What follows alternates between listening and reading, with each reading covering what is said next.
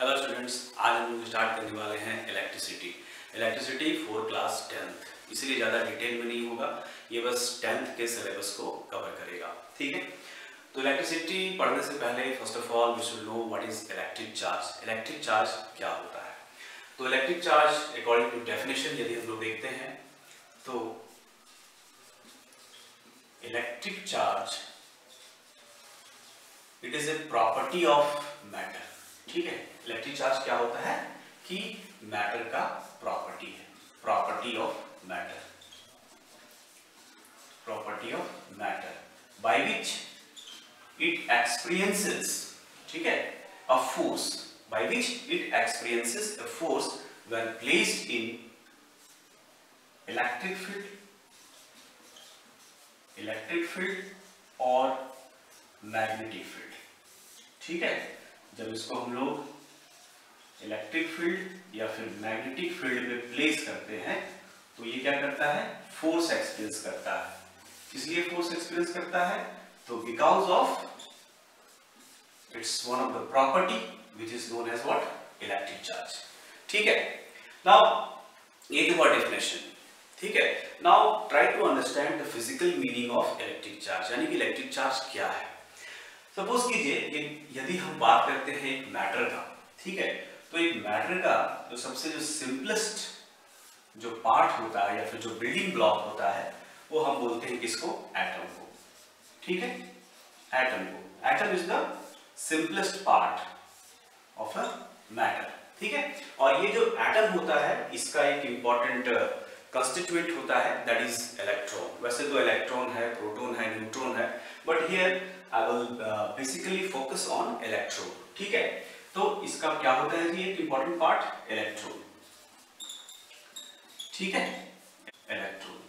तो जब किसी एटम में इलेक्ट्रॉन की कमी होती है, ठीक है, जब किसी एटम में इलेक्ट्रॉन की कमी होती है या फिर we can say that there is removal of electron from atom, then it gets charged. ठीक है, इट गेट्स चार्ज, यानी कि कहने का मतलब ये है कि एटम जो आपका होता है वो बेसिकली न्यूट्रल होता है ना, न्यूट्रल होता है। लेकिन यदि इससे इलेक्ट्रॉन निकल जाता है या फिर इलेक्ट्रॉन इसमें किसी कारण से बढ़ जाता है तो फिर वो चार्ज हो जाता है। ठीक है, तो इलेक्ट्रॉन अगर निकलता है ना, अगर इलेक्ट्रॉन निकलता है तो फिर वो पॉजिटिवली चार्ज होता है। क्या होता है जी? पॉजिटिवली चार्ज होता है। और यदि इलेक्ट्रॉन जो है एटम में बढ़ जाता है यानी कि गेन होता है तो फिर वो नेगेटिवली चार्ज होता है। ठीक है, तो it gets negatively charge. Now we have a property. क्या प्रॉपर्टी है जी?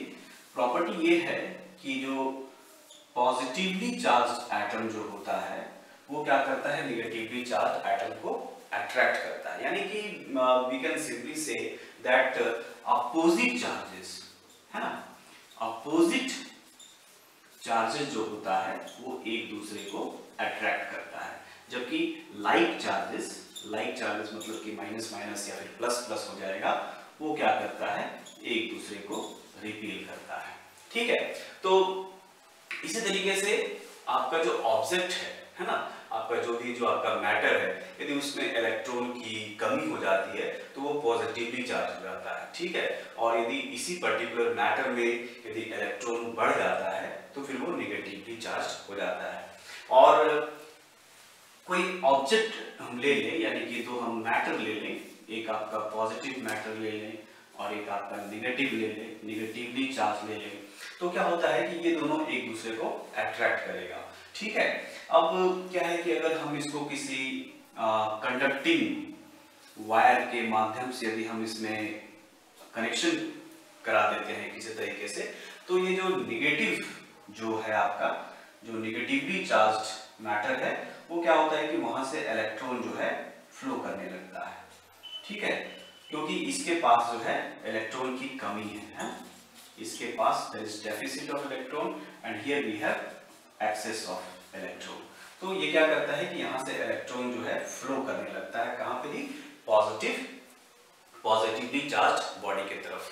ठीक है, तो यही कारण है कि आप लोगों ने ऑब्जर्व किया होगा यदि कोई ग्लास रॉड है तो वो आपके पीसेस ऑफ पेपर को अट्रैक्ट करता है, यदि हम लोग ग्लास रॉड को कॉटन वूल से यदि हम लोग चार्ज कर दें, ठीक है। तो this is the reason. Now ये जो इलेक्ट्रॉन का जो फ्लो है कहाँ से, नेगेटिव से पॉजिटिव की तरफ, क्योंकि इसके पास ज्यादा इलेक्ट्रॉन है, इसके पास कम इलेक्ट्रॉन है, ठीक है। तो ये जो इलेक्ट्रॉन का जो फ्लो हो रहा है, तो बेसिकली इसको बहुत लोग बोलते हैं that is the flow of electron, therefore it is known as current. लेकिन ऐसा नहीं है, इसको हम लोग इस तरीके से बोलेंगे कि करंट जो होता है उसमें बस इलेक्ट्रॉन का ही फ्लो नहीं होता है, उसमें आपका आयंस का भी फ्लो होता है या फिर होल्स का भी फ्लो होता है। अब बोलोगे आयंस कहाँ होता है, तो आयंस जो होता है आपका लीड एसिड बैटरी है उसमें आयंस का फ्लो होता है, तो वो भी आपका एक करंट ही है। और दूसरा जो है आपका होल्स का फ्लो होता है, तो होल्स का फ्लो कहाँ होता है, तो वो सेमीकंडक्टर में होता है, तो वो भी आपका क्या है, करंट ही है। तो ये कहना कि इलेक्ट्रॉन का जो फ्लो है उसको हम लोग करंट बोल सकते हैं, ये सही नहीं होगा। तो हम लोग को क्या बोलना चाहिए, हम लोगों को ये बोलना चाहिए कि चार्ज कैरियर्स का जो फ्लो होता है उसको हम लोग क्या बोलते हैं, करंट, ठीक है। चार्ज कैरियर का जो फ्लो होता है उसको हम लोग क्या बोलेंगे जी, करंट बोलेंगे, यानी हम लोग ये बोलेंगे कि करंट जो है वो फ्लो कर रहा है। However the exact definition of the current will be the rate of flow of the charge. Rate of flow of the charge is known as what, electric current. So here let us come to now electric current, यानी कि electric current क्या होता है। तो हम लोग ये चीज बेसिकली समझ चुके हैं कि इलेक्ट्रिक करंट बोलने का मतलब है कि rate of flow of charge carriers, है ना, चार्ज कैरियर्स, ओके। तो आइए देखते हैं कि इलेक्ट्रिक करंट क्या होता है, what is an electric current, ठीक है। तो electric current that is the rate of flow of charge, rate of flow of electric charge।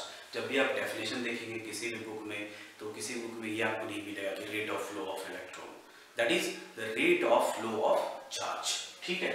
तो इलेक्ट्रिक करंट को हम लोग कैपिटल I से नोट करेंगे according to your NCERT book, and that I will be equal to Q by T, ठीक है। यहाँ पर जो आपका Q है दैट इज इलेक्ट्रिक चार्ज, क्या है ये, electric charge, and T is here that is your time.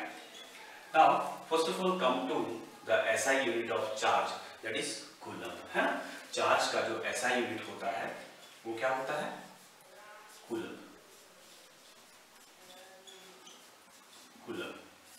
okay। Now here first of all know that what is the value of 1 coulomb। 1 coulomb का क्या मतलब है, तो 1 coulomb का क्या मतलब है, that is the amount of charge which is carried by 6 into 10 to the power 18 electrons, ठीक है। यानी कि 1 coulomb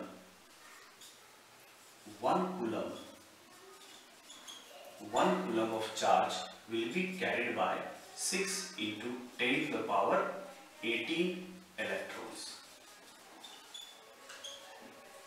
ठीक है। You will be interested in knowing that what is the amount of charge that is carried by 1 electron।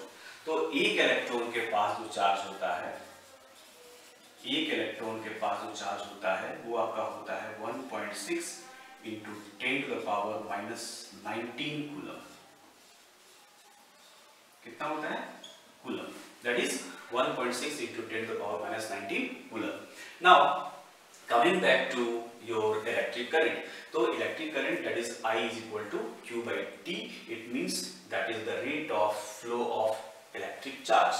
और इस current का जो है ऐसा यूनिट है वो है आपका एम्पियर, क्या होता है, एम्पियर।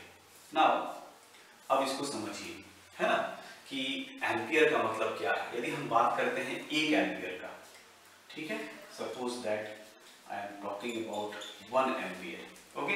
तो 1 ampere that will be equal to 1 coulomb 1 second, ठीक है। यानी यदि किसी भी सर्किट में, है ना। किसी भी सर्किट में, किसी भी कंडक्टर में यदि 1 सेकंड में 1 कूलम चार्ज फ्लो होता है तो उसको हम लोग क्या बोलते हैं, एम्पियर बोलते हैं। क्या बोलते हैं, एम्पियर, है ना। ओके, तो इस एम्पियर को हम लोग मेजर कैसे करते हैं, इसको हम लोग इस तरीके से भी लिख सकते हैं, दैट इज 1 एम्पियर।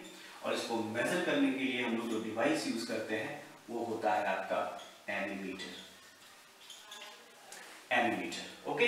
और ये जो डिवाइस है ये हमेशा सीरीज में लगाया जाता है। किस तरीके से सीरीज में लगाया जाता है ये मैं आपको बताऊंगा।